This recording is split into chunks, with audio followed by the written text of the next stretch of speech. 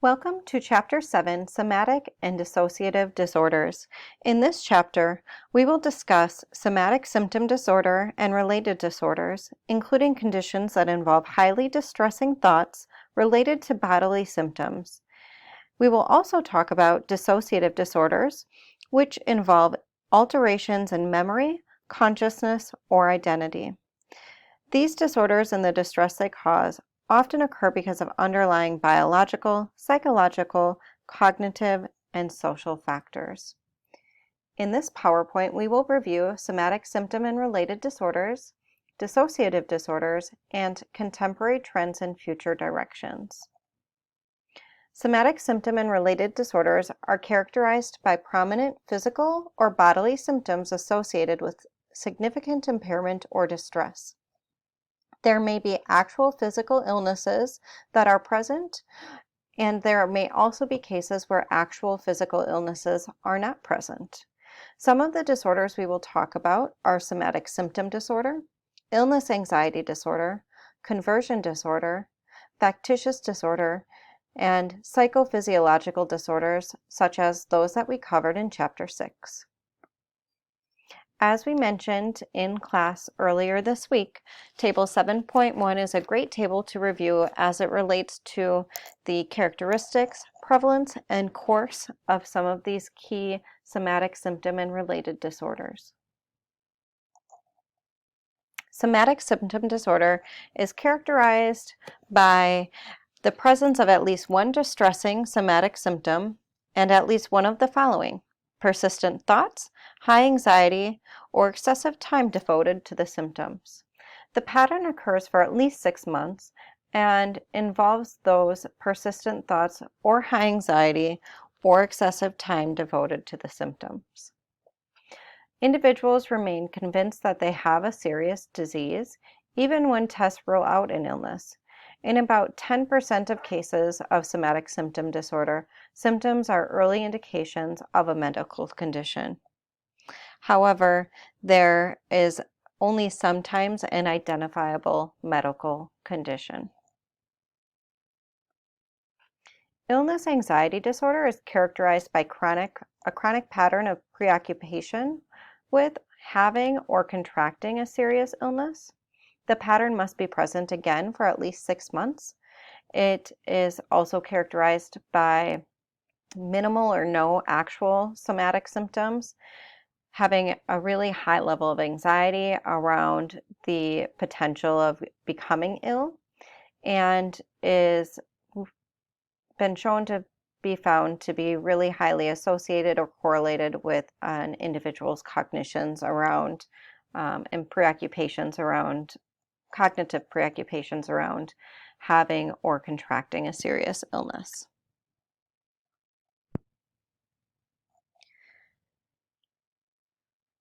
Individuals with illness anxiety disorder have a strong tendency to catastrophize, overgeneralize, display all or nothing thinking, or show selective attention.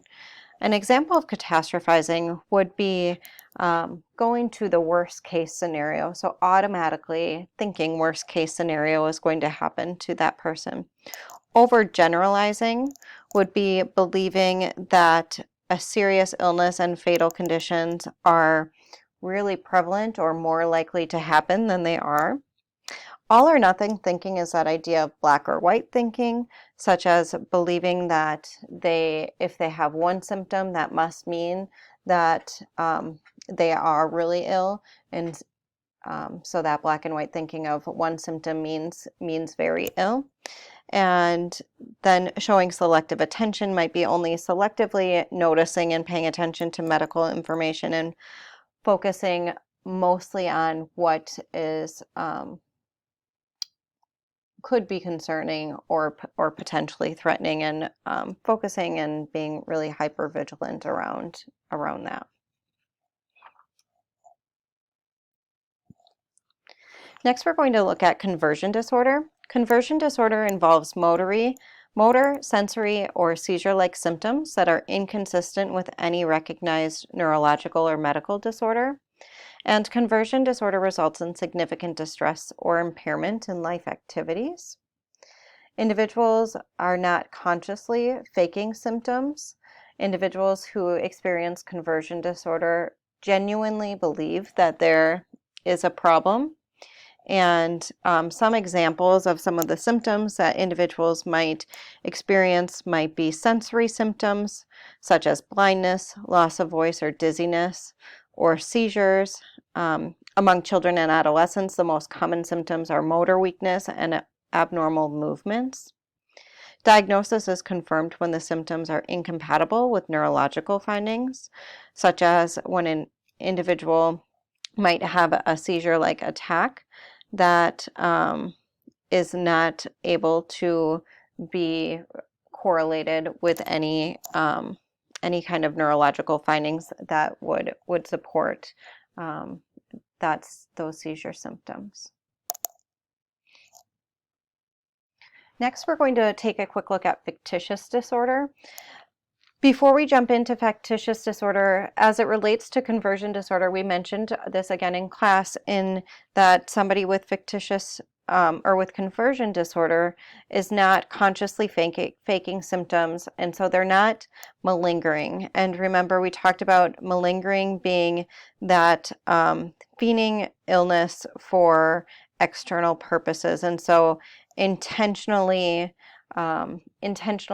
reporting symptoms of an illness in order to, and kind of consciously faking those symptoms in order to gain some kind of external, for some external purpose, such as maybe getting time off of work, or getting particular resources that they might not otherwise get, or avoiding some kind of consequence that they may be wanting to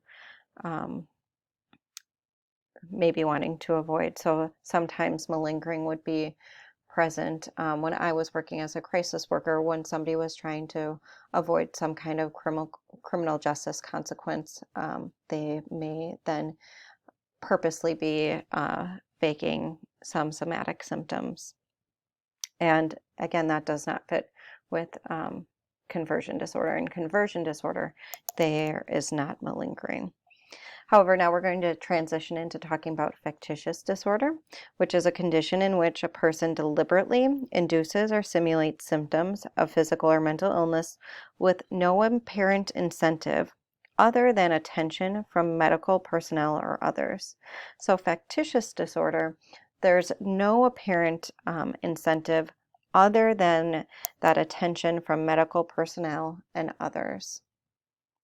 It differs from malingering because there is not that other intent behind that, right? There's no other incentive or gain. So with malingering, there might be a faking of a disorder to achieve some kind of external goal, getting an insurance settlement, or avoiding some kind of undesired consequence. However, with factitious disorder, the only apparent incentive is that attention from medical personnel or others. And factitious disorder can be imposed on self or imposed on another. So if we look at fictitious disorder imposed on self, the presentation of oneself to others as ill or impaired through recurrent falsification or induction of physical symptoms. This might include sabotaging or intentionally interfering with medical care. And there are no obvious rewards, again, other than that attention, support, and social relationships that would be gained because of this falsification or induction of physical symptoms. Factitious disorder imposed on another is a pattern of falsification of physical or psychological symptoms in another. In many cases, the individual is a mother who appears loving and attentive, but is at the same time sabotaging their child's health. We spoke about this in class, that previously this was referred to as Munchausen's. This factitious disorder imposed on another is a relatively new diagnostic category, and diagnosis of this condition can be very difficult for many reasons. Some key reasons why diagnosis of fictitious disorder imposed on another is so difficult is because there is a tricky balance in order to protect the child, but also not engage in a potential false accusation against a parent, because it is an accusation oftentimes of abuse and neglect. Again, previously this was referred to as Munchausen syndrome by proxy, and maybe an example of this, and our text talks about it, is that it might present as a mother bringing their child repeatedly in for care, and there not being any improvement in the child's symptoms, but then later finding out that the mother is doing something to continue to induce these symptoms, such as an example that has been reported in research before would be a mother feeding her infant laxatives for many weeks and many months, and that the only motive that was apparent for this was that ongoing medical attention and care and attention from others, as it related to then the ongoing illness that was imposed upon her child. Here we have the multipath model of somatic symptom and related disorders. You will find this on page 206 of your text. It looks at the biological, psychological, social, and sociocultural dimensions. In the biological dimensions, we see that there is modest contribution of genetic factors and some key biological vulnerabilities. Dysregulated connectivity has been found in the brain regions associated with symptoms, so neural connections normalize after successful treatment. Other key biological dimension pieces is an innate sensitivity to body sensations, a lower threshold for pain, a history of illness or injury, and that impaired neural connectivity. As we look at psychological dimensions, the psychodynamic perspective sees that symptoms are used or manifest as a defense against awareness of unconscious emotional issues, and there's both the primary and secondary gain to be had from the somatic symptoms. And the cognitive behavioral perspective looks at the idea of reinforcement, modeling, and cognitions, or a combination of these factors. Other psychological dimension considerations include anxiety or stressful events that produce physical reactions, catastrophic thoughts regarding bodily sensations, and how social isolation contributes to this. If we were going to take a closer look at the cognitive behavioral perspective, we would take a look at how external triggers and internal triggers result in physiological arousal, how the individual perceives bodily changes associated with these triggers, such as maybe our heart beating a bit faster or our palms getting sweaty, how thoughts and worries about these amplify bodily sensations and how that becomes a reinforcing pattern, and that catastrophic thoughts increase those response and that reinforced pattern as well. Looking at the social dimension, a variety of social factors appear to influence somatic symptom and related disorders. Individuals with somatic symptom disorder report being rejected or abused by family members and feeling unloved. Oftentimes you may see a history of sexual abuse, previous physical illness, and parental attentiveness to somatic complaints, which through that cognitive behavioral lens would be reinforcing. Sociocultural dimension. There's a long history of sociocultural dimension explanations for some somatic disorders. Conversion disorder was initially called hysteria and viewed as a problem that afflicted only women. So looking at the female roles in society, some risk factors, some sociocultural risk factors include lower educational levels, ethnicity, and immigrant status. Treatment of somatic symptom disorder look at the potential of using antidepressant medications such as SSRIs, but medication used kind of in isolation or used by itself is rarely successful. You'll look at combining that with psychological treatment, oftentimes understanding the client's perspective of their experience, demonstrating empathy, demonstrating acceptance, genuine acceptance and unconditional positive regard, and providing information about stress-related symptoms and how that stress produces a physiological response within our body. Next, we're going to take a look at dissociative disorders. And dissociative disorders in our group of disorders, including dissociative amnesia, dissociative identity disorder, and depersonalization or derealization disorder. All of these disorders involve some kind of dissociation, which is separation of part of the person's consciousness, memory, or identity. Dissociative disorders are relatively rare. You will see here the table 7.6 that you will find on page 213 of your text, reviewing the criteria or key characteristics, prevalence, age of onset, and course. You see that dissociative identity disorder has an age of onset of childhood to adolescence, but misdiagnosis may result in late reporting of symptoms of this disorder, and that a lot of these disorders may become chronic disorders and recurrent. However, dissociative amnesia is typically related to stress or trauma, and recovery is generally rapid for that disorder.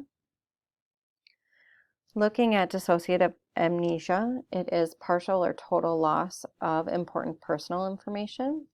Different types: localized, systematized, selective amnesia, repressed memory, and possible feeding amnesia. So localized amnesia is the lack of memory for a specific event or events.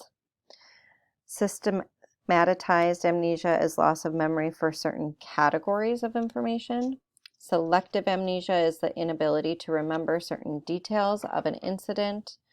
Repressed memory, amnesia may only come to light after recalling certain details of a traumatic event. So that idea of repressed memory really does even stem back from Freud's work, but if we were going to look at that through a lens of trauma, a trauma-informed lens about what we know about neurobiology, is through that lens, it makes sense that sometimes things are so traumatic that the way that we protect ourselves is by through the process of repression, or that sometimes we may not remember because, sorry about that popping up, but sometimes we may not remember because our body maybe remembers more of that, but cognitively we don't remember as much of that trauma until maybe we do some work through therapy or some other work that may bring that up. Dissociative fugue is confusion over personal identity. Recovery is often abrupt and complete. Some individuals who have experienced several fugue episodes decide to wear personal identification in case of a future occurrence. Depersonalization or derealization disorder is the most common dissociative disorder, and it's characterized by feelings of unreality or being detached from oneself and the environment. Oftentimes, individuals who are experiencing depersonalization or derealization disorder may talk about feeling like they're outside of their body, or like watching themselves in a movie instead of feeling connected to oneself in their environment. Symptoms oftentimes cause really significant impairment or distress in order to meet criteria for this diagnosis. Dissociative identity disorder was formerly referred to as multiple personality disorder. It causes a disruption of identity. caused by 2 or more personality states. The individual alternates between behaviors, attitudes, and emotions as it relates to the personality state that they are in. Alternate personality states might appear to help deal with difficult situations faced by the primary personality, and there has been long-standing legal debate over responsibility for actions as it relates to dissociative episodes. And lots of diagnostic controversy over dissociative identity disorder. The key characteristics have changed over time.